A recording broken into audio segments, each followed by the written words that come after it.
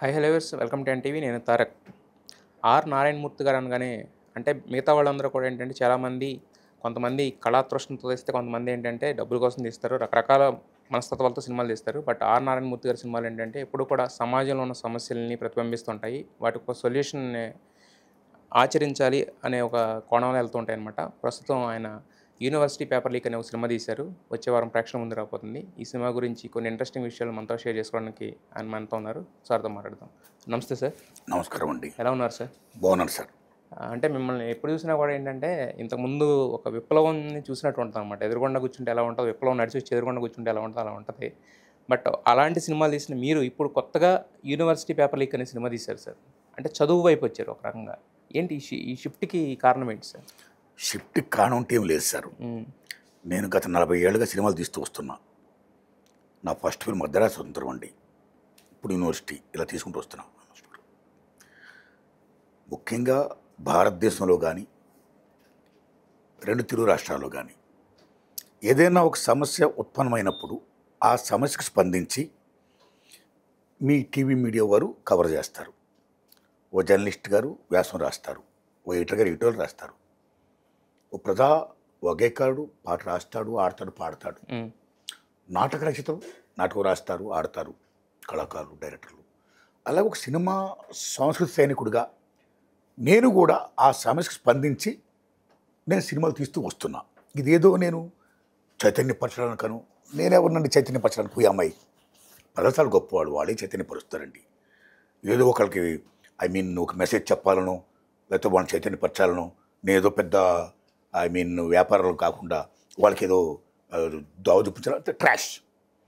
నేను నా తృప్తి కోసం సినిమాలు తీస్తున్నా. దట్టు సమస్య స్పందించి pro people towards people. My films are like that. అంతవరకే నా రోలు. నా తృప్తి కోసం చేస్తున్నా. నేను ఎంతవరకు మంచిగా తీసాను లేదనేది జనం చెప్పాలండి. ఇది నేను ఒకరు ఉద్ధరించడం కోసం అనడం మాత్రం కరెక్ట్ కాదు. నన్ను నేను ఉద్ధరింపు చేసుకోవడం కోసం నేను అలా సినిమాలు తీస్తూ వస్తున్నా. ఆదరిస్తున్న ప్రేక్షక దేవుళ్లకు నా నమస్కారాలు చెప్తున్నా. అందులో భాగంగా ఈవేళ నేను 'యూనివర్సిటీ పేపర్ లీక్' అనే సినిమా తీశాను. వై? బికాజ్ ఇవాళ పేపర్ లీక్ అనేది కూడా ఒక బర్నింగ్ ఇష్యూ అయిపోయింది ఇన్ ఇండియా. మధ్యప్రదేశ్ రాజధాని భోపాల్లో 10 years బ్యాక్ వ్యాపం స్కామ్ అనేది పెద్ద బీభత్సమైనటువంటి ఒక స్కామ్, ఉద్యోగాలు కుంభకోణం జరిగింది. అది ఎంత దారుణమైందంటే ఒకరి బదులు ఒకరు ఇంకొక రాసేసాడు, ఉద్యోగాలు అమ్మేసుకోవడం. ఒకటి కాదు, very big scam in India. మీరు నమ్మని దానికి సంబంధించిన సాక్షులు కానీ ఇంపార్టెంట్ పర్సన్స్ కానీ ఇప్పటికి 100 మందిని పైగా చంపేశారు అక్కడ. Still that case is going on. Such a very big scandal in India, Vyapam scam. దాని స్ఫూర్తితో నేను ఈ సినిమా తీశాను. ఒక వ్యాపం స్కామే కాదు, ఈవేళ మన భారతదేశంలోన మన 2 తెలుగు రాష్ట్రాల్లో అనేక చోట్ల మీకు ఈ పేపర్లకి జరుగుతున్నాయి. రీసెంట్గా మీకు నీట్ తెలుసు కదా మీకు. అవును sir. It's happened in Gujarat, Orissa, UP, Bihar, Delhi. What that everywhere it's going on. అవును సార్. సో ఈ paper leakage are going on like this, then what is the purpose of education? Copying is the most dangerous thing. 2వ ప్రపంచ యుద్ధంలో America వాడు జపాన్లో ఉన్న నాగాసాకి, Hiroshima మీద వేసినటువంటి ఆటం బాంబుల కంటే, హైడ్రోజన్ బాంబుల కంటే, టార్నోడర్ కంటే, సునామీల కంటే the most dangerous thing is copying. So చూసి రాసిన వాడు డాక్టర్ అయితే పేషెంట్ పోతాడా? చూసి రాసిన వాడు ఇంజనీర్ అయితే బ్రిడ్జి నిలబడుతుందా? నిలబడదు. చూసి రాసిన వాడు అధ్యాపకుడైతే విద్యార్థులకు జ్ఞానబోధ వస్తుందా? మొత్తం అంధకారం అయిపోతుంది. విద్యను జ్ఞానం ప్రసాదించేది, వెలుగునిచ్చేది the students. They are the betters of the society, the nation and the universe. ఈ మానవ వనరుల శక్తితో విశ్వోధన వాళ్ళు నిర్మిస్తున్నారు. అటువంటి విద్యార్థులు వాళ్ళ జ్ఞానం వెలుగు నింపాలంటే ఇలా చూసి రాసేవాళ్ళని మనం పక్కన పెట్టాలి. అలా జరగకుండా ఉండాలి. అంటే కాపీయింగ్లు ఉండకూడదు, ఈ పేపర్ లీక్లు ఉండకూడదు. అలాంటి దాన్ని మనం ఖండించాలి అని నేను బలంగా చెప్పిన చిత్రం నా 'యూనివర్సిటీ పేపర్ లీక్'. ఇప్పుడు ఈ 'యూనివర్సిటీ పేపర్ లీక్' అనే సినిమాలో అంటే మీరు చాలా విషయాలు డిస్కస్ చేశారు దాంట్లో, ఎందుకంటే ట్రైలర్లో మేము చూసాం కాబట్టి. సో విద్యా వ్యవస్థలో ఎలాంటి మార్పులు రావాలని మీరు అనుకుంటున్నారు? ఈ సినిమాలో ఏమైనా చూపించారా? 100% అండి, 100%. బ్రదర్, చదువు అనేది తెలుసుకోవడం, సేమ్ టైం ఏదైనా ఒక ప్రశ్న వేయాలనుకున్నప్పుడు ప్రశ్న వేస్తే దానికి సమాధానం రాబట్టుకోవడం, ఓ సృజనాత్మకత, అన్నింటి నుంచి విశ్వం నుంచి మొత్తం తెలుసుకోవడం, జ్ఞానం పంచడం, జ్ఞానం తెలుసుకోవడం. ఆ ఈ విశ్వానికి మేలు చేకూర్చడం. That is the purpose of education. So education is most important. అందుకే విద్య అనేది సేవారంగం. కానీ రాను రాను మన భారతదేశంలో ఏమైపోయింది, అది వ్యాపార రంగం. వ్యాపారం అయిపోయింది. ఈ జాతీయ విద్యా విధానం కార్పొరేట్ ప్రైవేట్ సెక్టార్ చేతులు అవలంబించడం వల్ల చేతిలో పోయిందండి. ఎప్పుడైతే విద్యా విధానం కార్పొరేట్ ప్రైవేట్ సెక్టర్ చేతుల్లోకి వెళ్ళిందో కొద్దిమంది గురించి మాట్లాడతారు, అంతమంది గురించి నేను మాట్లాడట్లా. కొద్దిమంది with their fashion, with their dedication, with their motto, the best education సమ్ అందించారు. Peoples are giving what salute. కానీ కొద్దిమంది మాత్రం మెయిన్ వ్యాపార దృక్పథం పెట్టుకొని మా కళాశాలలో చదివిన వాళ్ళకే నెంబర్ 1 to 10, 100,000 మొత్తం ర్యాంకులు రావాలి, మా కళాశాల చదివితేనే ఉద్యోగాలు వస్తాయి, ర్యాంకులు వస్తాయి, చదువు వస్తుంది అనేది క్రియేట్ చేయడం కోసం ఓ ర్యాంకుల గోల, పేపర్ మీడియా లీలా తెలుసు కదా. అవును సార్, అవును. ఇది క్రియేట్ చేస్తూ ఆ ర్యాంకులు సంపాదించుకోవడం కోసం కొంతమంది అవినీతి అధికారులను పట్టుకొని పత్రాలు సంపాదించి చూసి ర్యాంక్ చేయడం, అందజేసేయడం, అక్కడి నుంచి ర్యాంకులు కొట్టేయడం. ఇలా చేయడం వల్ల మొత్తం ర్యాంకులని వాళ్ళకి వస్తాయని తెలుసుకొని చాలామంది పేరెంట్స్, విద్యార్థులు ఆ కళాశాల చదివితేనే చదువు వస్తుంది, ఆ కళాశాల చదివితేనే ఉద్యోగాలు వస్తాయి అని అక్కడ రావడం. ఎప్పుడైతే వచ్చిందో డిమాండ్ అండ్ సప్లై, వీళ్ళు ఫీజులు పెంచేయడం, ఒక రకమైన దోపిడీ జరుగుతుందండి. ఇది చాలా దుర్మార్గం. ఇది జరగకూడదు. ఇలా జరగకుండా ఉండాలంటే, ఈ పేపర్ లీక్ జరగకుండా ఉండాలంటే ఏం చేయాలండి? ఈ కార్పొరేట్ సెక్టర్ అనేది ఉండకూడదు, ప్రైవేట్ సెక్టర్ ఉండదు, వ్యాపార చోట ఉండకూడదండి. కళాశాలల్లో మీకు ఈ రకమైన పేపర్ లీక్ జరుగుతుంటే నిజంగా బాగా చదివే వాళ్ళు, ర్యాంకులు వస్తున్న వాళ్ళకి ర్యాంకులు రాకుండా ఫెయిల్ అయితే ఎంతమంది ఆత్మహత్య చేసుకుంటున్నారండి? దానికి కావరబాధ్యులు ఈ యొక్క పెట్టుబడిదారి విధానం ఏమైతే ఉందో, డబ్బు సంపాదించాలనే దుర్మార్గపు పేపర్ లీక్ చేస్తూ డబ్బు సంపాదించాలి కుట్ర ఏముందో అది దానికి ఆధారం అండి. అది చదువులో కూడా వచ్చేసింది, చదువులకు పాకేసింది. అది కరెక్ట్ కాదు. అందుకనే మూలం మోస్ట్ ఇంపార్టెంట్. చాలామంది ఆత్మహత్య చేసుకుంటారంటే అది వ్యక్తిగత కారణాలతోనే కావచ్చు, కానీ దానికంటే ముందు మూలం ఏమైతుందో దాన్ని రూట్ అవుట్ చేయాలంటాడు ఆయన. ఫ్రెంచ్ తత్వవేత్త, రచయిత ఆల్బర్ట్ కాము అనే పెద్ద ఆయన. ఇక్కడ మెయిన్ మూలం ఏంటండి? వ్యాపార లక్షణం, వ్యాపార దృక్పథం. దీన్ని రూట్ అవుట్ చేయాలి. సో కళాశాలల్లోనే ఈ రకమైన పేపర్ లీకులు జరుగుతుంటే ఇప్పుడు కళాశాల నుంచి యూనివర్సిటీ బయటకు వచ్చినప్పుడు ఎక్కడికి వెళ్తారు విద్యార్థులు? ఉద్యోగాలకు వెళ్తారు. ఉద్యోగాలకు వచ్చినప్పుడు మళ్ళీ అక్కడ ఏం జరుగుతుంది? మా కోచింగ్ సెంటర్లో చదివిన వాళ్ళకే ఉద్యోగాలు వస్తాయి అని రాంగ్ నోషన్ క్రియేట్ చేయడం కోసం, like Vyapam scam, like NEET, అక్కడ పేపర్ లీకేజీలు, అక్కడ ఒకరి బదులు ఒకరు చూసి రాసేయడాలు, ఈ రకంగా జరుగుతున్నప్పుడు నిజంగా ఎడ్యుకేషన్ ఎక్కడికి వెళ్ళిపోతుంది, ఏమైపోతుంది? కాబట్టి ఇలా ఎడ్యుకేషన్, ఇంత పవిత్రమైన ఎడ్యుకేషను, దాన్ని మనం కాపాడుకోవాలంటే కొద్దిమంది వ్యాపార దృక్పథంతో ఏ మాఫియా అయితే ఈ దుర్మార్గమైనటువంటి పేపర్ లీకులు చేస్తుందో అలాంటి మాఫియాను అరికట్టాలంటే వైద్యం రెండు, వైద్య రెండు ఈ కార్పొరేట్ ప్రైవేట్ కళాశాల కబంధహస్తాలతో విముక్తి కావాలి. విముక్తి కావడమే కాదు, రెండు సేవా రంగాలు, వ్యాపార రంగాలు కాదు, రెండు సేవా రంగాలు కూడా విద్యని వైద్యని ప్రభుత్వం జాతీయం చేయాలి. జాతీయం చేయడమే కాదు, ప్రభుత్వ విద్యా రంగాన్ని బలోపేతం చేయాలి అని చెప్పిన సినిమా నా యూనివర్సిటీ పేపర్ లీక్ అండి. సో మస్ట్ అండ్ షుడ్గా విద్య అనేది మోస్ట్ ఇంపార్టెంట్. కాబట్టి ఇప్పుడు మీకు ప్రైవేట్ సెక్టర్ ఎప్పుడైతే డబ్బుతో ముడిపడిపోయిన విధానం అయిపోయింది, ఎప్పుడైతే డబ్బుతో ముడిపడిపోయిందో, పూర్వం రోజుల్లో తల్లిదండ్రులు వాళ్ళ బిడ్డలకి ఆస్తిపాస్తులు ఏంటండి? భూమో, పుట్రో, నగో, నట్రో ఇచ్చేవారు. కానీ వాళ్ళు ఏమిస్తున్నారు? వాళ్ళు they are giving only education. వాళ్ళు సాక్రిఫైస్ అవుతున్నారు. చెమటని సమస్తాన్ని దారిపోస్తూ they are giving education, the best education to the children. అలాంటి దశలో వాళ్ళు సుఖాన్ని త్యాగం చేసుకుంటున్నారండి తల్లిదండ్రులు. పరీక్షలు జరుగుతుంటే విద్యార్థులు పరీక్షలు కాదు, తల్లిదండ్రులకే పెద్ద పరీక్షగా ఇదైపోతుంది. ఎందుకనండి? బికాస్ రీసెంట్ సుప్రీంకోర్టు చెప్పింది, గొప్ప తీర్పు చెప్పింది సుప్రీంకోర్టు. ఇవాళ అవకాశాలు తక్కువైపోయాయి, విద్యార్థుల శాతం కానీ పాపులేషన్ బాగా పెరిగిపోయింది. ఎప్పుడైతే ఈ పోటీ వచ్చేసిన తర్వాత దీని ఆసరాగా తీసుకొని పేరెంట్స్ యొక్క ఇంట్రెస్ట్ ఏంటండి? వాళ్ళ బిడ్డలు బాగా చదవాలి, వాళ్ళు ఉద్యోగాలు సంపాదించాలి, సెటిల్ అవ్వాలి కదా మెయిన్ పాయింట్. ఈ దశలో తల్లిదండ్రులకు ఈ యొక్క భావజాలను దృష్టిలో పెట్టుకొని, విద్యార్థులకు భావజాలను దృష్టిలో పెట్టుకొని కార్పొరేట్ శక్తులు ఏమైతే వచ్చేసాయో వాళ్ళు ఇబ్బడిముబ్బడిగా మొత్తం ఫీజులు పెంపించడం మొదలు పెడుతున్నారు. ఇలా పెంచడం మొదలెట్టినప్పుడు సామాన్యుడు కూడా ఈవేళ గవర్నమెంట్ ప్రభుత్వ విద్యారంగం స్కూళ్ళు బడికి వెళ్లకుండా ప్రైవేట్ కళాశాలకు వెళ్తేనే మా పిల్లలకి ఉద్యోగాలు వస్తాయి, చదువు వస్తుంది అనే నోషంతో కొద్దిమంది పేదవాళ్ళు కిడ్నీలు కూడా అమ్ముకునే వాళ్ళు బిడ్డలు చదివిస్తున్నారండి. సమస్తాన్ని దారిపోస్తున్నారు, సమస్తం తాకట్టు పెడుతున్నారు. భూములు పుట్టలు పల్లెటూళ్ళ నుంచి సిటీలకు వచ్చేసి పిల్లల ఎడ్యుకేషన్ కోసం వాళ్ళు ఎంత సాక్రిఫైస్ చేస్తున్నారండి. సో ఈ రకంగా చేయడం వల్ల విద్య అనేది డబ్బుతో ముడిపడిపోయి ఉంది. ఇలా ఉండకూడదు. సామాన్యుడు భారతదేశంలో ప్రతివాడు కూడా విద్యని అభ్యసించాలి, అందుబాటులో ఉండాలంటే ఈ కార్పొరేట్ సెక్టర్ కాకుండా, ప్రైవేట్ సెక్టర్ కాకుండా గవర్నమెంటే దీన్ని రన్ చేయాలి, అందరికీ అవకాశం ఇప్పించాలి అని చెప్పినట్టు స్థితిలో బలంగా. అందుకే సుప్రీంకోర్టు ఏం చెప్పింది, ముఖ్యంగా ర్యాంకులు బట్టి అక్కడ మళ్ళీ తరగతుల్లో విభజిస్తున్నారండి. ర్యాంకులు బట్టి తరగతుల్లో పలానా సెక్టర్ ఇది, పలానా సెక్టర్ విభజించడం వల్ల ర్యాంకులు రాని వాళ్ళు ఎంత న్యూనతకు గురవుతారండి.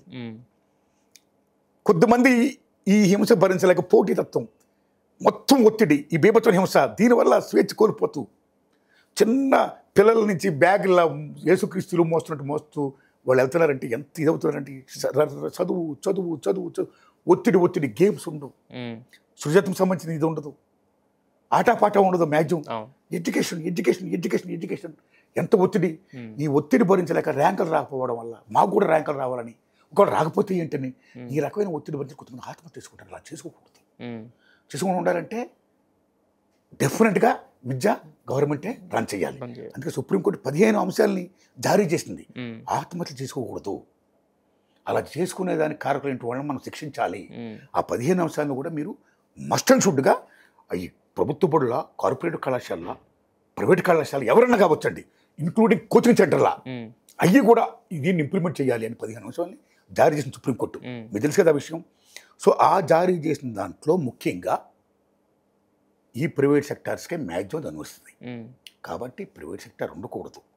ఉండకుండా ఉండాలంటే గవర్నమెంటే దీన్ని రన్ చేయాలి అని నేను బలంగా చెప్పాను. ఎందుకంటే కొన్ని ప్రైవేట్ కళాశాలలు మీరు నమ్మండి బ్రదర్, ముందు మా కళాశాలలో మీరు చదువుకుంటే ఇదిగో హైఫై ఫెసిలిటీస్ ఇస్తాం, రూమ్స్ ఇలా ఉంటాయి, ఫుడ్ ఇలా ఉంటాయి ముందు యాడ్ ఇస్తారండి. తీరా మీ సైడ్కి వెళ్తే ఒక రూము 2 రూములు అలా ఉంటాయి, తర్వాత మీద రూమ్ చూస్తే చాలా దారుణంగా ఉంటాయండి. అది చీటింగ్ కదా, తర్వాత డబ్బు కోసం చీటింగ్ కదా. తర్వాత ఏమవుద్దండి, ఎవరైనా ఒక ఆ ఫీజు కట్టకపోతే, రీసెంట్గా మీకు తెలుసు ఒక అమ్మాయి ఫీజు కట్టకపోతే హాస్టల్లో ఆమెను బంధించేశారు. తల్లిదండ్రులు వచ్చి ఏడ్చారు, ఫీజు కడితే కానీ అమ్మాయి రిలీజ్ కాల. ఎంత దుర్మార్గమైనటువంటి హింస అవసరం అండి వాళ్ళకి, చదువుకునే స్వేచ్ఛాజీవులు ఈ పిల్లలకి, సిటిజన్ ఆఫ్ ఇండియాస్కి అది అవసరం అండి. లేకుండా వాళ్ళు మంచిగా బాగా చదువుకోవాలంటే, మొత్తం అందరికీ విద్య సమాన అవకాశాలతో అందుబాటు ఉండాలంటే జాతీయం చేయాలి, ప్రభుత్వం రన్ చేయాలండి. ఇది నేను బలంగా చెప్పానండి. అదే సుప్రీంకోర్టు కూడా చెప్పిందండి. ఇది నా సినిమా యూనివర్సిటీ పేపర్ లీక్ అండి. ఇప్పుడు మీరు చెప్పినట్టు విద్య, వైద్యం 2 జాతీయం చేయాలండి సార్. ఇండియాలో ఇప్పుడున్న పరిస్థితుల్లో కార్పొరేట్ వేళ్ళూనుకుపోయిన ఉన్న పరిస్థితుల్లో సాధ్యం అంటారు? అది సాధ్యం కావాలి. మంచి మాట వేశారు. ఎందుకంటే ప్రపంచం వేళ ఈ గ్లోబలైజేషన్, ప్రైవేటైజేషన్, మెకనైజేషన్ పెరిగిపోవడం, సరళీకరణ విధానాలు బాగా పెరిగిపోవడం, అలాగే రాజీవ్ గాంధీ గారి హయాం నుంచి నూతన జాతీయ విద్యా విధానం వచ్చిన కంటే ప్రైవేట్ సెక్టర్ బాగా పెరిగిపోవడం, ఈవేళ అది బాగా పెరిగిపోవడం, బీజేపీ గవర్నమెంట్ హయాం ఇంకా బాగా పెరిగిపోవడం. ఎంత బాగా పెరిగిపోతుందంటే రాజ్యాంగ హక్కులను కూడా కాలాల్సి ఎంత బాగా దారుణంగా పెరిగిపోతుందండి. వ్యాపారం మొత్తం అదానీలకి, అంబానీలకి, జిందాల్కి మొత్తం అప్పచెప్పిపోతుంటే they are minting like anything. స్వార్థం, సమస్తం, మొత్తం మూల వనరులు, మూల సంపద మొత్తం మూలవాసి చెందకుండా దే ఆర్ రూటింగ్. ఈ టేక్ భారతదేశంలో కొద్ది మంది చేతుల్లో మొత్తం ఎంత సంపద ఉంది ఇవాళ. ఎందుకని ఈ ప్రైవేట్ విధానాల వల్ల. ఈ విధానాలు రూట్అవుట్ కావాలి. రైల్వేస్లో దగ్గర 2,86,000 పైగా, 76,000 పైగా ఉద్యోగాలు ఉన్నాయి. అవి కూడా ప్రైవేట్ పరం అయిపోతున్నాయి. సో రోడ్డుపై పడుతున్నారు ఈవేళ నిరుద్యోగులు. ఇవాళ నిరుద్యోగ పడుతున్నారు ఎంత దారుణంగా ఉంది ఈవేళ. కారణం ఏంటి? ప్రభుత్వ పాలసీస్ అన్ని ప్రైవేట్ పరం అయిపోవడం వల్ల. ఈ ప్రైవేట్ పరం అయిపోవడం వల్ల కేవలం ఉద్యోగాలు రాకపోవడమే కాదు, కొద్దిమందికి ఉద్యోగాలు రావడం, కృత్రిమ మేధతో ఇవాళ బీభత్సంగా చాలా ఉద్యోగాలు ఇచ్చేసాం. ఒక రకం కాదు, రోబోట్స్, గీబోట్స్ మొత్తం అంటే మ్యాక్సిమం కార్మికుల్ని తగ్గించేయాలి. అంటే మానవ వనరుల శక్తిని నిరుపయోగం లేకుండా చేసేసాడు. అదెంత తప్పది. ఎలా బతకాలి మనుషులు? ఎలా ఉద్యోగాలు చేసేయాలి కదా, పని కావాలి కదా. కానీ వాళ్ళందరూ బాగుండాలంటే, అందరికీ సంపద కావాలంటే, అందరికీ పని కావాలంటే, ముందు వాళ్ళందరికీ ఉద్యోగాలు రావాలంటే ప్రభుత్వ సెక్టారే అన్నీ నడపాలి అని చెప్పినట్టు చిత్రంలో బలంగా చెప్పానండి. అది కావాలండి. అది లేకపోతే మొత్తం కొలాప్స్ అయిపోద్ది విశ్వం మొత్తం. అయితే ఇప్పుడు మీరు చెప్పిన గ్లోబలైజేషన్ ఈ పాయింట్స్ అన్నిటిలోనే గత గవర్నమెంట్ చూసుకుంటే వాళ్ళు ఇంగ్లీష్ విద్యా విధానాన్ని కూడా తీసుకొచ్చారు. బట్ అది ఇప్పుడు మళ్ళీ కొత్త గవర్నమెంట్ వచ్చిన తర్వాత మారిపోతూ ఉన్నాయి. ఇలా గవర్నమెంట్కి ఎవరి విధానాలు పెట్టుకుంటా పోతే ఎంతవరకు ఇది కరెక్ట్ అంటారు? గత గవర్నమెంట్, ఈ గవర్నమెంట్, ఏ గవర్నమెంట్ అని అనండి, ఇంగ్లీష్ మీడియం అనేది మోస్ట్ ఇంపార్టెంట్ మీడియం. మన మాతృభాష తెలుగు, మా తల్లి, అమ్మ భాష, జీవభాష మనం గౌరవించాల్సిందే. అయితే ఈవేళ మెకనైజేషన్ గ్లోబలైజేషన్ పెరిగిపోయిన దశలో ప్రపంచం కుగ్రామం అయిపోయింది. So jobs are most important. Jobs రావాలంటే ఇంగ్లీష్ మస్ట్గా తెలిసి ఉండాలండి. ఎందుకంటే ఈవేళ ఏదైనా ఒక హోటల్లో సర్వర్గా పనిచేయాలని సరే ఇంటర్నేషనల్ లింక్ లాంగ్వేజ్ ఇంగ్లీష్ లేకపోతే సర్వర్ ఉద్యోగం కూడా రావట్లేదు ఇవాళ. ఎందుకంటే విదేశాలకు వచ్చి చేస్తున్నారు, చాలామంది కలిసిపోతున్నారు కదా, కలిసి పనిచేస్తున్నారు, కలిసి బతుకున్నారు కదా. ఈ బతకడంలో అనుసంధానం చేసే భాష ఏది? English. So English is most important. So మనల్ని కన్న భాష అమ్మ భాష అయితే మనల్ని నడిపించే నాన్న భాష ఇంగ్లీష్. కాబట్టి ఇంగ్లీష్ మస్ట్ అండ్ షుడ్గా ప్రాథమిక దశ నుంచి, ప్రాథమిక విద్య దశ నుండి మాతృభాషతో పాటు ఇంగ్లీష్ను కూడా చెప్పాలి, బోధించాలి. అప్పుడే అందరూ కూడా బాగా పని చెందుతారు, ఉద్యోగాలు వస్తాయి, బ్రహ్మాండంగా వాళ్ళ జీవితాల్లో బతుకుతారు అని నేను చిత్రంలో బలంగా చెప్పానండి. ఉదాహరణకి నేనే తీసుకోండి సార్, నేను బిఏ చదివానండి. ఆ రోజుల్లో ఇంగ్లీష్ అంటే భయం. మారుమూల పల్లెటూరు నుంచి వచ్చినాం మేము. మాకు ఇంగ్లీష్ మీద పొట్టలేదు, భాషా ప్రావీణ్యత లేదు, నేర్చుకోవాలన్నా ఉన్నా మాకు అవకాశాలు లేవు. అలాంటి దశలో అప్పుడు బ్రహ్మానంద రెడ్డి గారు అప్పుడు సీఎం అయినా తెలుగు మీడియం పెట్టారండి. తెలుగు మీడియం పెడితే మాకు సంకలు ఎగరేసి, అబ్బా తెలుగు మీడియం పెట్టారా, ఇంగ్లీష్ లేదురా, బ్రహ్మాండ రాసేసి పాస్ అయిపోతుంది. అలాగే మేము డిగ్రీలు పాస్ అయిపోయామండి. నేనైతే చాలామంది పాస్ అయిపోయాను. ఆ బిఏలు, బీకామ్లు, బిఎస్సీలు, ఎంఏలు, ఎంకామ్లు, ఎంఎస్సీలు మొత్తం ఇలా చదివేసి పీపచ్చంగా అయిపోయిన తర్వాత బయటకు వస్తే ఎక్కడికి వెళ్తారండి? ఉద్యోగాలకు వస్తారు. ఉద్యోగాలకు వచ్చినప్పుడు ఆ ప్రశ్నపత్రాలు ఏమైతే ఉన్నాయో ఇంటర్నేషనల్ లింక్ లాంగ్వేజ్ ఇంగ్లీష్లో ప్రశ్నపత్రాలు ఉండడం వల్ల అంతవరకు ఇంగ్లీష్ మీద ఎవరికైతే ప్రావీణ్యత ఉందో, పట్టుందో వాళ్ళు బ్రహ్మాండంగా రాశారు, వాళ్ళు పాస్ అయిపోయారు. They became IAS, IPS, engineers, doctors, what at everything, శబాష్. కానీ ఇంగ్లీష్ మీద ఎవరికైతే పట్టలేదో, తెలుగు మీడియం ఎవరైతే చదువుకున్నారో వాళ్ళు మ్యాక్సిమం చాలామంది ఫెయిల్ అయ్యారు. ఎవరో ఏ కొద్ది మందో మహామేధావుని తీసుకొని మీరు దాన్ని ఒక ఎల్లాప్రగడ్ గారు లాంటివారును, అబ్దుల్ కలాం గారు లాంటివారును, ఓ సర్వేపల్లి రాధాకృష్ణ గారు లాంటిను మహా విద్వాంసులు పట్టుకొని వాళ్ళ ఐక్యం చాలా పెద్ద ఉంటుందండి. కొద్దిమందే దృష్టిలో పెట్టుకొని వాళ్ళు పాస్ అవ్వలేదా అని అనొద్దు మీరు. What about remaining 90%? వాళ్ళని దృష్టిలో పెట్టుకోండి. అటువంటి వాళ్ళు చాలామంది ఇంటర్నేషనల్ లింక్ లాంగ్వేజ్ ఇంగ్లీష్ రాకపోవడం వల్ల, ఆ ప్రశ్నపత్రాలు ఇంగ్లీష్లో ఉండడం వల్ల చాలామంది ఫెయిల్ అయ్యారు. వాళ్ళు ఏమయ్యారు? ప్యూన్లు అయ్యారు, అటెండర్లు అయ్యారు, గుమస్తాలు అయ్యారు, ఈ దేశ సార్వభౌమాధికారాన్ని కాపాడే జవాన్స్ అయ్యారు, ఇంటర్నల్ సావరంటీ కాపాడే పోలీసులు అయ్యారు. సో ఇక్కడే మీకు ఏమైపోయిందండి? కొంతమంది ఇంగ్లీష్ మీద పట్టున్న వాళ్ళు కలెక్టర్లు, ఇంజనీర్లు, డాక్టర్లు, పోలీస్ డిపార్ట్మెంట్ ఎస్పీలు ఇలాగైతే వీళ్ళు మాత్రం ప్యూన్లు, అటెండర్లు, గుమస్తాలు, పోలీసులు, జవాన్లు అయ్యారు. లైక్ సో సామాజిక న్యాయం వస్తున్నారు విద్య ద్వారా అంబేద్కర్ మహానుభావుడు. ఇది సామాజిక న్యాయం ఏమొచ్చిందండి? ఈ ఇంగ్లీష్ తెలుగు అనే రెండు లింకప్ వల్ల ఇంగ్లీష్ వచ్చినప్పుడు చాలా గొప్ప ప్రమాణం పై అభివృద్ధిలోకి వచ్చి ఇంగ్లీష్లో చిన్న చిన్న పోస్టులకు వస్తే ఏది సామాజిక న్యాయం? సో చదువు ద్వారా ఏ సామాజిక న్యాయం వస్తుంది అనుకుందో అది గండిపడుతుంది. అలా గండిపడకుండా చదువు ద్వారా అందరికి కూడా ఈక్వల్ అవకాశాలు రావాలని ఏమైతే కోరుకుంటున్నారు పెద్దలు కానీ మనం కానీ, అది రావాలంటే మాతృభాష తెలుగుతో పాటు ఎనీ భాష, దేశంలో అనేక రాష్ట్రాలు ఉన్నాయి, ఆ మాతృభాషతో పాటు ఇంగ్లీష్ కూడా నేర్పాలి అని నా చిత్రంలో బలంగా చెప్పారు. వై? బికాజ్ మహాత్మా జ్యోతిరావు పూలే గారు బ్రిటిష్ పీరియడ్లో బ్రిటిష్ వాళ్ళు రూల్ చేస్తున్నప్పుడు భారతదేశానికి ఎటువంటి విద్యా విధానం కావాలని వాళ్ళు కమిటీ ఇస్తే, ఆ కమిటీ ముందు మహాత్మా జ్యోతిరావు పూలే అంటే ఇటు మామూలా, సావిత్రి పూలే అంటే ఇటు మామూలా, what a best contribution, the contribute to the nation and the weaker sections. Mahatma Gandhi గారి కంటే ముందు మహాత్మా జ్యోతిరావు పూలే, అంబేద్కర్ గారికి ముగ్గురు ఇన్స్పిరేషన్, గౌతమ్ బుద్ధ, కబీర్ దాస్ అండ్ మహాత్మా జ్యోతిరావు పూలే. అంత గొప్పోడైనా ఆయన ఏమంటాడు తెలుసా? కమిషన్ ముందు, విద్యా కమిషన్ ముందు, బ్రిటిష్ విద్యా కమిషన్ ముందు, నా దేశంలో ఉన్న జాతికి మీరు ఇంగ్లీష్ నేర్పాలంటాడు ఆయన. They must know English. ప్రతి ఒక్కరికి, ప్రతి బడుగు బలహీన వర్గాల పిల్లలకి, అన్ని అవకాశాలు ఉన్న వాళ్ళతో పాటు అవకాశాలు లేని వాళ్ళకి కూడా మీరు ఇంగ్లీష్ నేర్పాలంటాడు ఆయన. That is demand. Periyar Ramaswamy నాయకుడు మహానుభావుడు, ద్రవిడ కజకం పార్టీ తెలుసు కదా, స్థాపకుడు, మామూలు లీడర్ కదా ఆయన, తమిళియన్ గ్రేట్ లీడర్, స్వతంత్ర సంగ్రామ పోరాట యోధుడు. పెరియర్ రామస్వామి నాయకుడి గారు ఎవరు ఉంటారు? నా మాతృభాష తమిళంతో పాటు నాకు ఇంగ్లీష్ కావాలి, ఇంగ్లీష్ హిందీ మా పైన వద్దొద్దు, ఇంగ్లీష్ నేర్పండి అంటాడు ఆయన. The importance of English is that. Ambedkar మహానుభావుడు ఏమంటాడు? పులి పాలు తాగితే ఎంత బలం వస్తుందో ఇంగ్లీష్ నేర్చుకుంటే ఎంత బలం వస్తుంటాడు. ఇక్కడ మీరు ఇంగ్లీష్ నేర్చుకుంటాడు. ఇక్కడ నా పాయింట్ ఏంటంటే, బ్రిటిష్ వాడు రూల్ చేయడం వల్ల ప్రపంచంలో చాలా దేశాలని ఆ ఇంటర్నేషనల్ లింక్ లాంగ్వేజ్ ఇంగ్లీష్ అవ్వడం వల్ల ప్రతి ఒక్కరు కూడా ఆ జీవితంలో బ్రహ్మాండంగా జాబ్ చేసి సెటిల్ అవ్వాలంటే ఇంగ్లీష్ భాష అనేది మోస్ట్ ఇంపార్టెంట్. కాబట్టి ప్రాథమిక విద్యా దశ నుండి మాతృభాషతో పాటు ఇంగ్లీష్ కూడా నేర్పండి అని చిత్రంలో బలంగా చెప్పాను సార్. ఇది సార్. అయితే ఇంగ్లీష్ అంటున్నారు మీరు. ఇప్పుడు ఇంతకుముందు మీరు చెప్పినట్టుగానే ఇప్పుడు హిందీ అనేది కూడా బాగా ఎక్కువగా ఉంటుంది. హిందీ ఖచ్చితంగా నేర్పాలి అని చెప్పేసి ఒక ఇది వస్తుంది కదా! సో, దాని గురించి ఏమంటారు? ఇప్పుడు యాంటీ హిందీ మూమెంట్స్ ఇండియాలో బీభత్సంగా పుట్టేయండి. కరుణానిధి గారు అప్పుడు ఆ రోజుల్లో 72 ప్రాంతంలో మామూలు ఉద్యమం చేయాలి తమిళనాడులో. తమిళనాడు స్టేటే కదా, చాలా కర్ణాటక స్టేట్ కదా, చాలా స్టేట్లో హిందీని మా పైన రుద్దొద్దని యాజిటేషన్ కూడా జరుగుతున్నాయండి. పూర్వం రోజుల్లో మన పాలమూరు లేబర్ అని, మన శ్రీకాకుళం లేబర్ అని, మన వరంగల్ కరీంనగర్ లేబర్ అని, మన రాయలసీమ నుంచి మన లేబర్ అని, ఇలా మనం వినేవాళ్ళమి.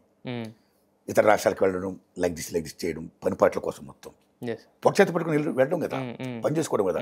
అక్కడ వచ్చిరాని భాషతో మనుగడ సాగించడం. ఈవేళ మీరు చూడండి, ఎక్కడికి వెళ్ళినా మీకు మనకు ఎవరు కనపడుతున్నారు? బీహారీస్, యూపీస్, జార్ఖండ్, ఛత్తీస్గఢ్, అక్కడి నుంచి మ్యాక్సిమం కనపడుతున్నారు మీకు ఇక్కడ. బతుకుతెర కోసం వచ్చిస్తున్నాడు అంటే ఇప్పుడు ఏమైందని మెర్జ్ అయిపోయాం, అందరం కలిసిమెలిసి బతుకుతున్నాం అండి. ఈ కలిసిమెలిసి బతుకుతున్న దశలో చాలామంది మ్యాక్సిమం నార్త్ ఇండియాలో మీకు 9 రాష్ట్రాలు హిందీ భాష. అవునవును, రైట్. అవును సార్. ఆ రకంగా మ్యాక్సిమం హిందీ వాళ్ళు ఇక్కడికి వస్తున్నారండి. అటువంటి దశలో హిందీ నేర్చుకోవడం అవసరం ఉంది చూసారా. వాళ్ళకి మన భాష నేర్చుకోవడం, మనం వాళ్ళ భాష నేర్చుకోవడం అనేది ఇంపార్టెంట్. ఆ రకంగా నేర్చుకోవడం కానీ హిందీని రుద్దొద్దు మీరు.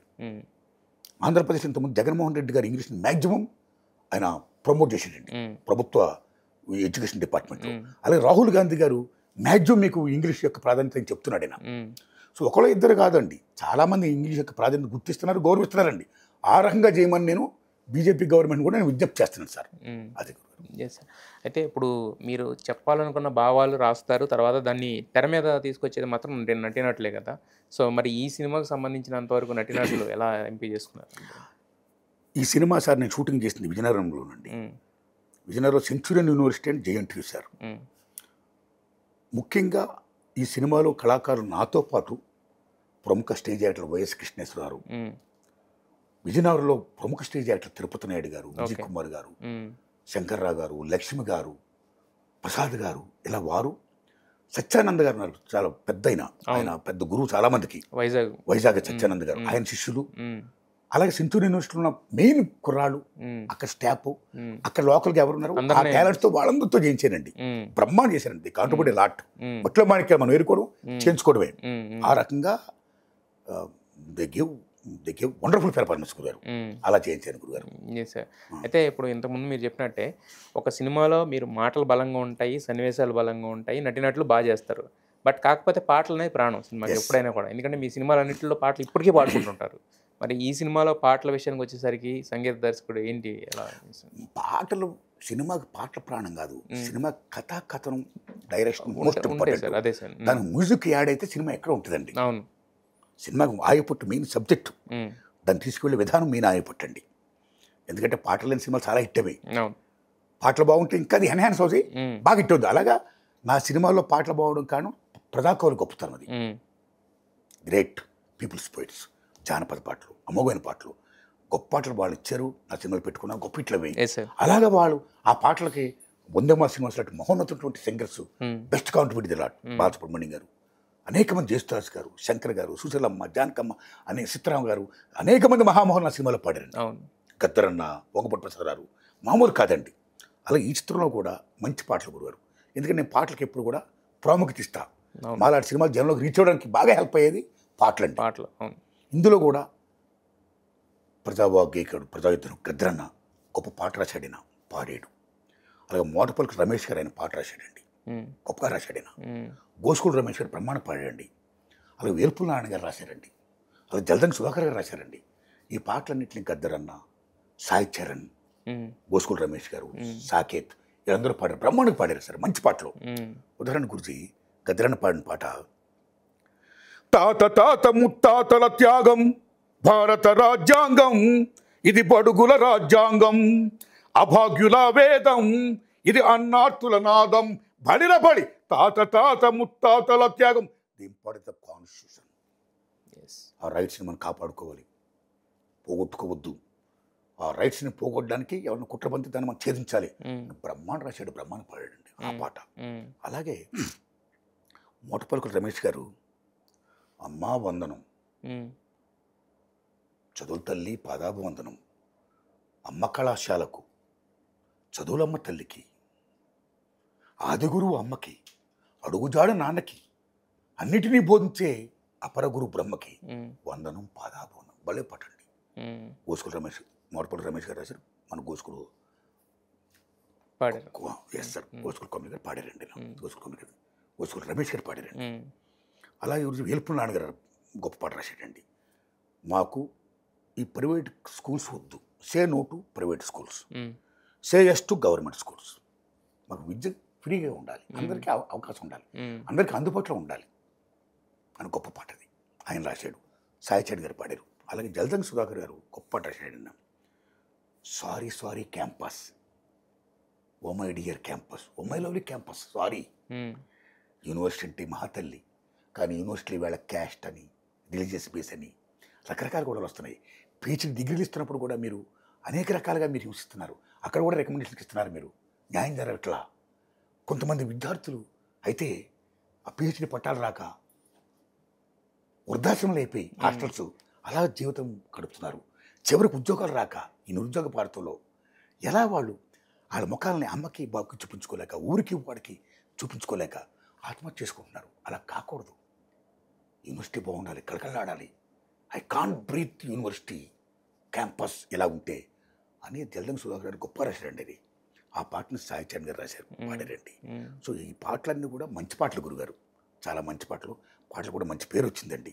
నా సినిమాకి బ్రహ్మాండంగా పాటలు మంచి హెల్ప్ అవుతాయి సార్.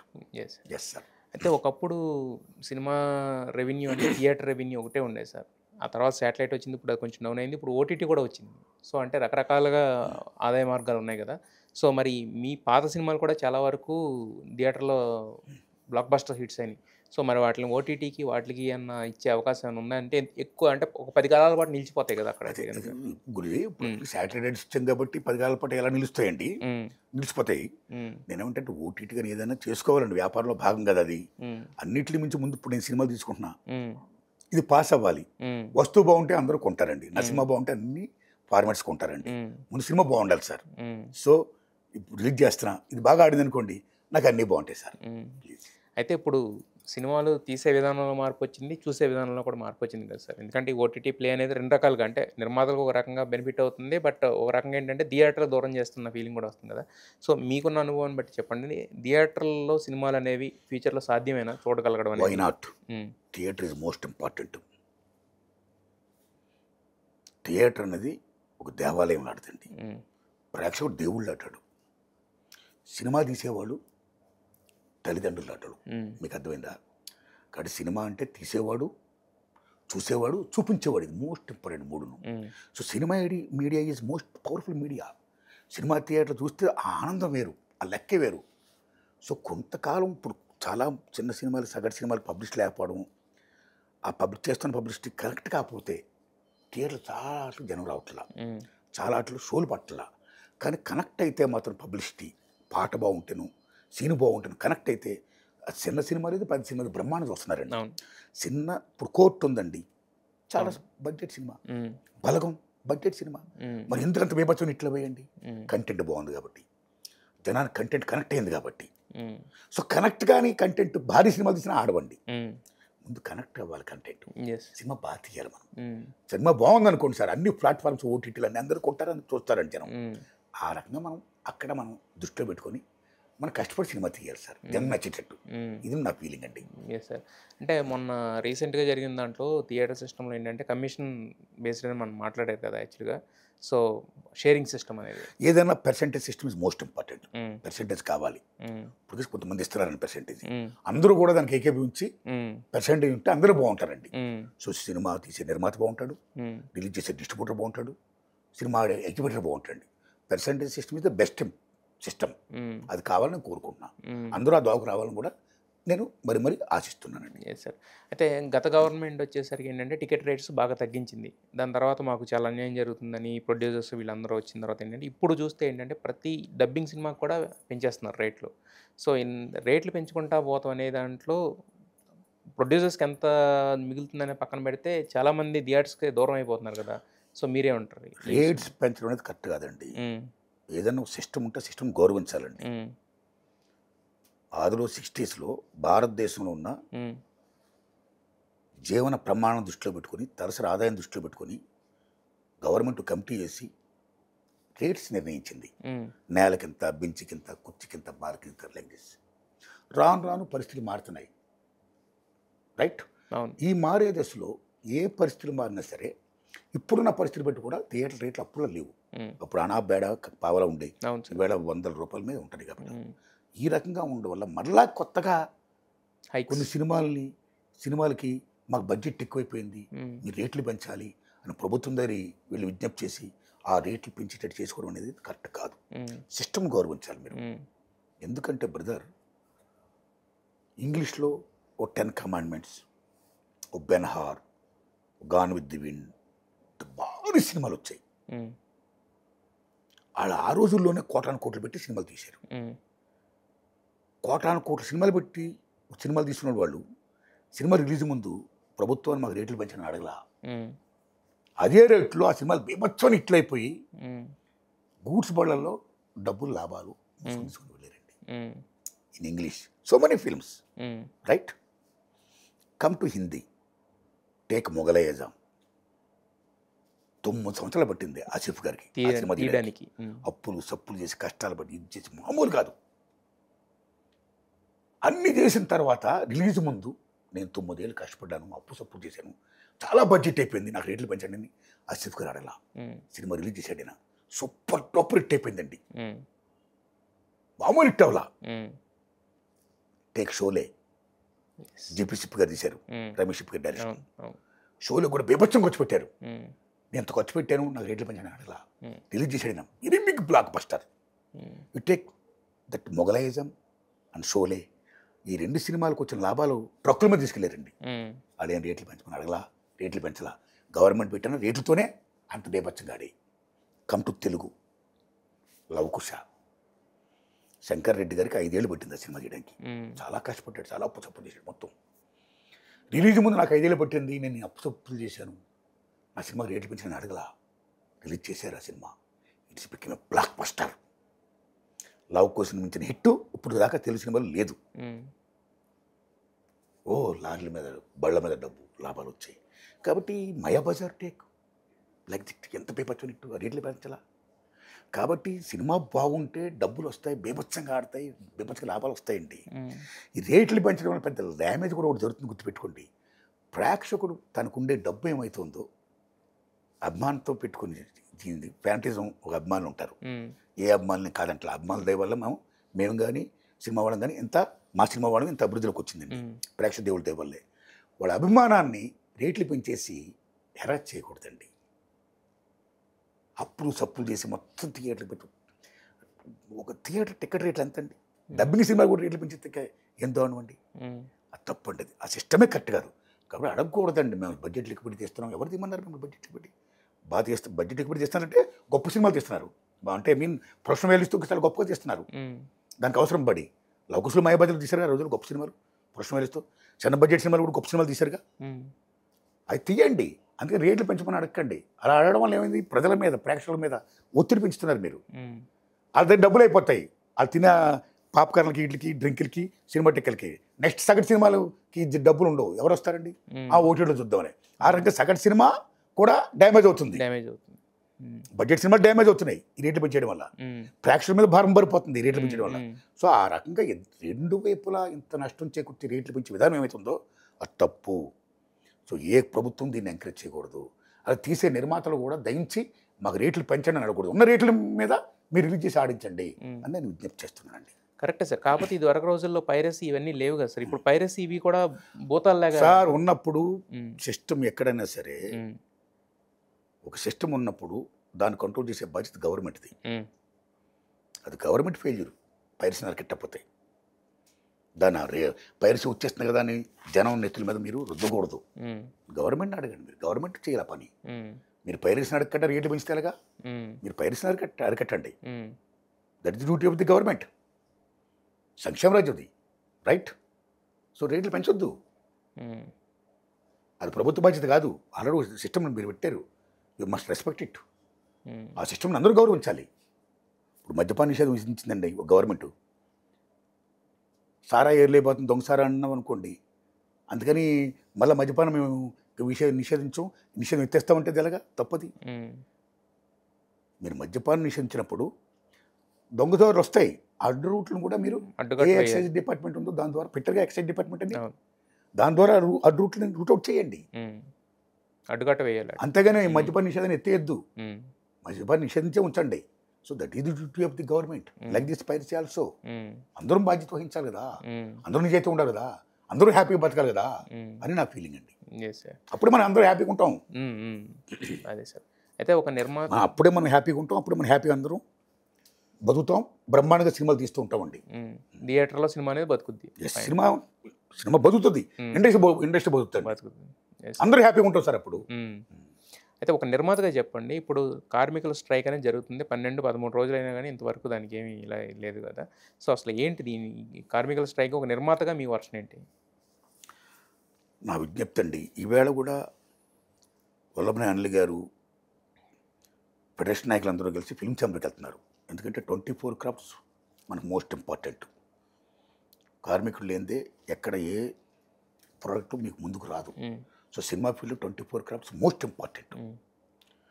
ఈ శాలరీస్, రూల్స్, రెగ్యులేషన్స్ ఆదరించి పెట్టినయే దాన్ని ఇంప్లిమెంట్ చేయాలని కోరుకుంటున్నారు. ఈవేళ వాళ్ళు డిమాండ్ చెప్తూ వాళ్ళు డిమాండ్స్ తీర్చమని ఫిల్మ్ ఛాంబర్కి వెళ్తున్నారు. ఫిల్మ్ ఛాంబర్ ఇది అల్టిమేట్, ఇక్కడ సినిమా ఇండస్ట్రీలో పెద్ద సంస్థ అది. So producer council, film chamber, ఈ 24 క్రాఫ్ట్స్ కూడుకున్న ఫెడరేషన్ ఏమైతే ఉన్నాయో కార్మిక హక్కులు నాయకులు ఉన్నారు, వీళ్ళందరూ నిర్మాతలు, సినిమా తీసే మెయిన్ నిర్మాతలు అందరూ కూర్చొని చర్చల ద్వారా ఈ సమస్యను పరిష్కరించాలని కోరుకుంటున్నా. ఎందుకంటే చర్చల ద్వారా మీకు ప్రపంచ యుద్ధాలను ఆపేశారు, చర్చించుకోవాలి.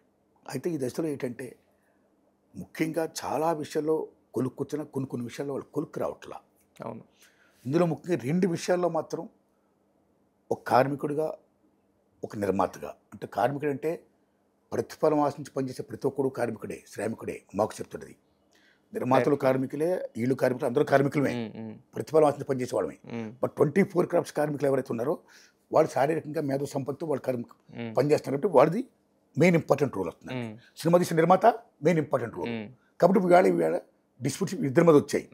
ఇందులో చర్చించుకోవాల్సిన పాయింట్లో నేను ముఖ్యంగా నిర్మాతలను ఒక విజ్ఞప్తి చేస్తున్నా. 2 సెక్టార్స్కే మేము శాలరీస్ పెంచుతామని చెప్పారు, అది కరెక్ట్ కాదు. 24 క్రాఫ్ట్స్లో 13 సెక్టార్స్కి పెంచాలి according to rules, according to norms. ఆ 13 సెక్టార్లకి పెంచకుండా అందులో 2కే పెంచుతుండడం అనేది విభజించి పాలించడం వద్దు కార్మికుల్ని, అది కరెక్ట్ కాదు అని నేను నిర్మాతలు విజ్ఞప్తి చేస్తున్నా. Same time 9 to 9 call sheet, 6 to 6 call sheet దగ్గర కొంచెం మళ్ళా ఇది వస్తుందండి, డిస్కషన్ వస్తుందండి. కార్మిక సెక్టారు 9 to 9 మేము కంటే కూడా 6 to 6 మేము ప్రిపేర్ ఇస్తాం, ఆది నుంచి ఉంది కదా అని అంటున్నారండి. నేను విజ్ఞప్తి ఏంటంటే ఈవేళ కాలం మారుతుంది, వెస్ట్రన్ ఇన్ఫ్లుయెన్స్, వెస్టర్నైజేషన్, పాపులేషన్ బాగా పెరిగిపోవడం, వెహికల్స్ బాగా పెరిగిపోవడం, బీభత్సంగా మొత్తం టైం ఫ్యాక్టర్ చాలా ఇంపార్టెంట్ అయిపోతుంది. ట్రాఫిక్లోనే టైం ఇంపాక్ట్ మ్యాక్సిమం టైం చాలా వరకు వేస్ట్ అయిపోతుందండి. అక్కడి నుంచి ఎర్లీ మార్నింగ్ 6కి రావాలంటే, స్టార్ట్ చేయాలంటే ఎంత ఎర్లీ మార్నింగ్ వాళ్ళు బయలుదేరి రావాలి, చాలా దూరం అయిపోతుంది. 3 గంటలకు ఇప్పుడు స్టార్ట్ అయితే చాలా ఇది అవుతుందండి. అది ఆరోగ్యాన్ని కూడా మంచిది కదా, అందరూ బాగుండాలి, హ్యాపీగా ఉండాలి. ఆ దశలో ఈ ట్రాఫిక్ని, పాపులేషన్ని, దూరాలని అన్ని దృష్టిలో పెట్టుకొని, టైం ఫ్యాక్టర్ దృష్టిలో పెట్టుకొని కార్మికులను విజ్ఞప్తి చేస్తున్నా. 9 to 9 యాక్సెప్ట్ చేస్తే బాగుంటుంది నేను విజ్ఞప్తి చేస్తున్నా, అన్నీ దృష్టిలో పెట్టుకొని. లేకపోతే లేట్ అయిపోయి కొద్దిగా ఏమవుద్దంటే కార్మికులు రెడీగా ఉంటారండి, కానీ చాలామంది టెక్నీషియన్స్, యాక్టర్స్ రాకపోయారు అనుకోండి సార్, అక్కడ ఏమవుతుందంటే నిర్మాతకు బాగా లాస్ అయిపోతుంది, కాల్సి టైం వేస్ట్ అయిపోతుంది. అలా వేస్ట్ కాకుండా సక్రమంగా జరగాలంటే 9 to 9 బాగుంటుందని నేను విజ్ఞప్తి చేస్తున్నాను కార్మికులను.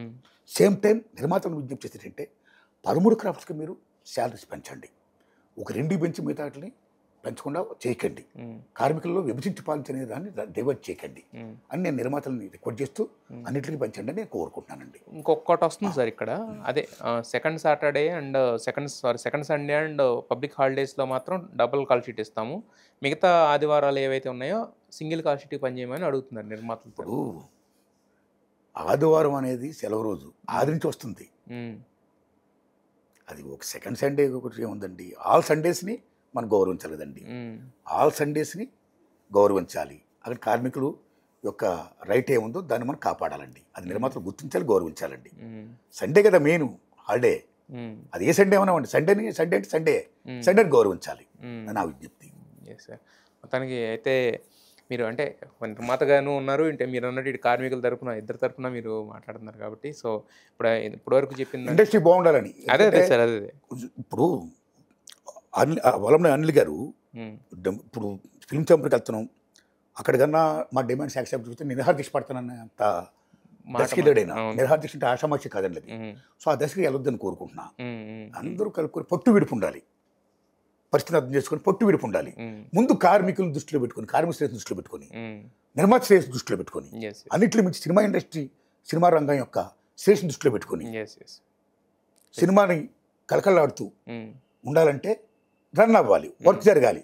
ఆ వర్క్ జరగడం కోసం, షూటింగ్ జరగడం కోసం producers, film chamber, producer council and federation నాయకులు అందరూ కలుపుకొని దానికి ఒక కొలుక్కొచ్చి షూటింగ్ జరపాలని నేను మనస్ఫూర్తిగా కోరుకుంటున్నానండి. ఎస్ సార్, డెఫినెట్గా. అంటే మీ అనుభవం అంతా ఉపయోగించి మీకు ఇప్పుడు ఎలా అనేది పరిష్కారం అవుద్ది అనేది నా విజ్ఞప్తి చేశా. అదే మీకు తెలిసిన అంటే మీ అభిప్రాయాన్ని వ్యక్తపరిచారు. వాళ్ళ ఇష్టం, పెద్దల ఇష్టం.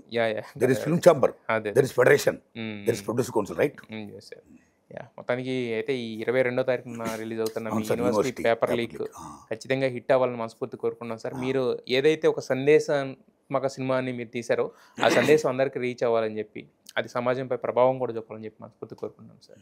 ఇష్యూ థ్యాంక్స్ అండి. ఇది సందేశం అంటే సందేశం సినిమా అనకండి sir, burning issue paper leak. అదే సార్, మెసేజ్తో కూడిన ఏదన్నా ఇది విద్యార్థుల సినిమా, ఇది తల్లిదండ్రుల సినిమా, ఇది కేవలం విద్యార్థులు తల్లిదండ్రుల సినిమా కాదు, అందరి సినిమా. కాబట్టి ఏమాత్రం బాగున్నా, బాగా ఆడితే డెఫినెట్గా నేను చిత్రాలు తీయడానికి నాకు శక్తి వస్తుందండి. డెఫినెట్గా సార్. 40 సంవత్సరాలుగా మీరు అలా రావాలని, అలా ప్రేక్షకులు నాకు ఇవ్వాలని నేను కోరుకుంటున్నానండి. ఇస్తారు సార్. మీకు 40 సంవత్సరాల నుంచి మీరు అలాంటి సినిమాలు తీస్తున్నారు, ప్రేక్షకులు చూస్తూనే ఉన్నారు, ఆదరిస్తూనే ఉన్నారు. ఈ సినిమా కూడా ఖచ్చితంగా మీకు అలాంటి ఒకటే గురుగారు సార్, తారక్ గారు, మనందరం కూడా భగవంతుడు బ్రతికినంత కాలమే మనం అవుతాం. ఆ దేవుడు బ్రతికినంత కాలం, దేవుడు మనల్ని బ్రతికినంత కాలం మనం మంచిగా బతకాలి, ఎవరికి హారం చేయకుండా. అదే sir. Must towards people, most pro people, జియో ఒరిజినోతో అనేది నా ఫీలింగ్ అండి. అందరం బాగుండాలి. Thank you. ఖచ్చితంగా సార్, మీ సినిమా హిట్ అవ్వాలని మనస్ఫూర్తిగా. థ్యాంక్స్ అండి. రైట్.